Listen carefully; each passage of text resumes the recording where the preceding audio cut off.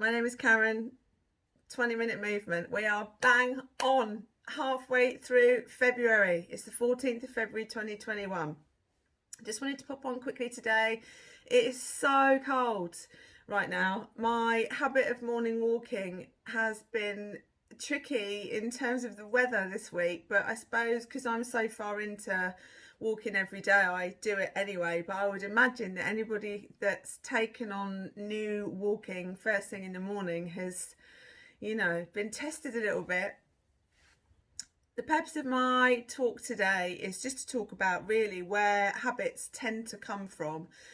Not all of them. My habits have been born out of my walking journey. Then came an alcohol-free journey, and then subsequently has come daily habits focusing on yoga or nutrition or whatever. It definitely is a muscle. Like, and now I'm like thinking in March, like, what can I do in March?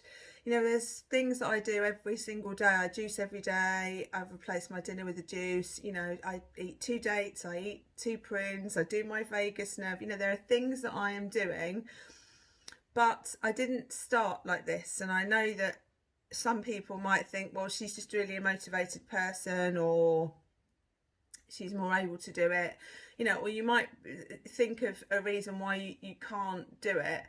But I just transported myself back to when I was really quite vulnerable at the beginning of my walking journey. Now, I'm not suggesting that people listening to this are vulnerable, but what I can see and what I can hear and what I can feel in the world at the moment is that there are people feeling quite lonely, isolated, perhaps lost, fearful. And what I'm just trying to do is I'm just trying to say that, out of vulnerabilities, you can create habits that will really turn your world around over a time. But don't forget that the habit forming brain function in a dendrite, which is the scientific word for it, needs to be strengthened every day. So you need to be showing up and doing it every day. Anyway, just a little bit about me and where I started from, really. I had a really tricky year in 2018. It started with my father being very sick, and we knew that he was, had not got long to live. And in the February of 2018, at the end of the month, my father, very peacefully with his family around him, passed away at the age of 77.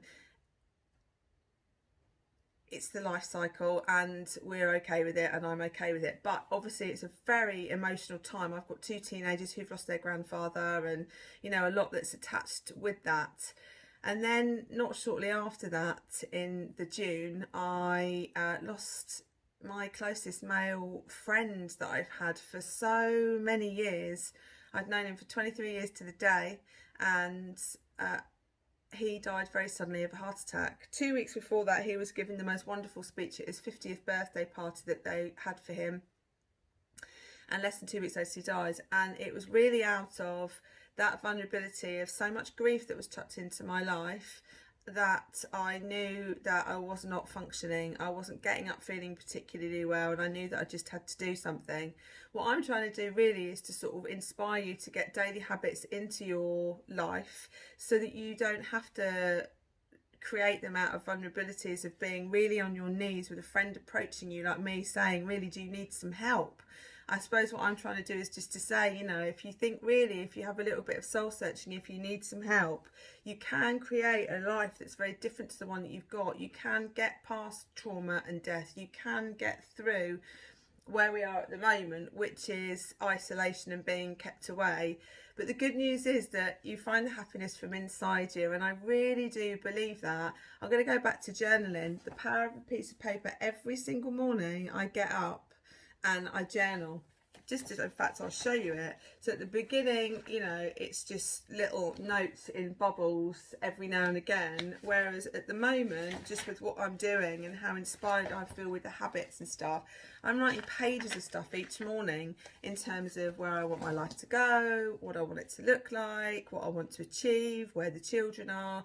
Journaling is really powerful if you don't quite know what habit to do. But the inspiration for this is that I honestly believe that there are so many books and podcasts. What habit do you do? There are so many. What habit do you choose that isn't going to become something like that gym membership that you're really excited about, but actually you've realised that the logistics are too difficult, or you're not enjoying the environment of the gym, or actually you don't like going off to work after all, but can't quite face going in the morning?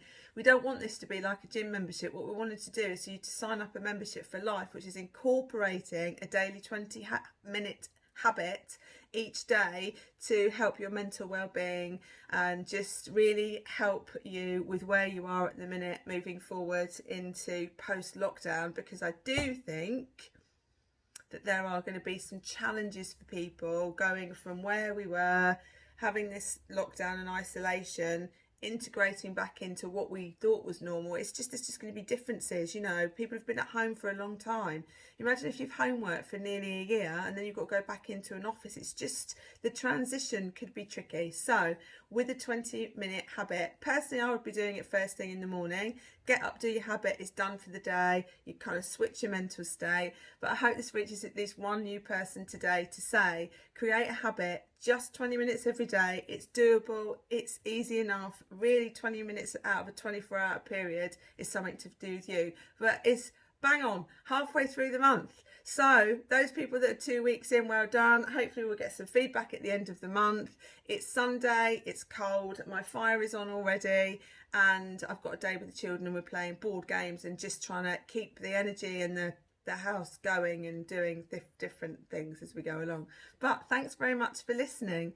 Habit forming, it's bang on up there in terms of helping your mental well-being. Thanks very much.